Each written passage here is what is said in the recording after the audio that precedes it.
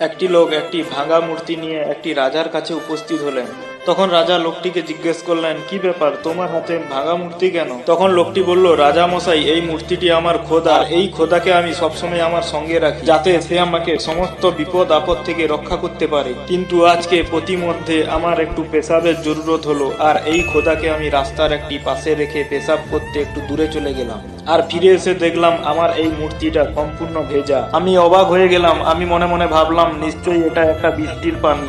আর সময় নষ্ট না করে আমি সেই পানিটিকে চাটা আরম্ভ করলাম, কিন্তু সেই পানিটা ছিল উদ্ঘট এবং দুর্গন্ধ। তাই আমি মনে মনে ভাবলাম, যদি বৃষ্টির পানি হবে তাহলে এত দুর্গন্ধ। তারপর যখন হঠাৎ পাশে দেখি একটি কুকুর দাঁড়িয়ে আছে, আর তার নিচ থেকে টপ টপ করে পানি পড়ছে, তখন আমার আর বুঝতে বাকি রইল না, বৃষ্টির পানি নয়, কুকুরটা এর উপরে পেশাব। এক মুহূর্ত দেরি না করে মূর্তিটিকে আছাড় মেরে ভেঙে ফেললাম এবং মনে মনে বললাম যে নিজেই বাঁচতে পারে না, সে আমাকে কি করে বাঁচাবে।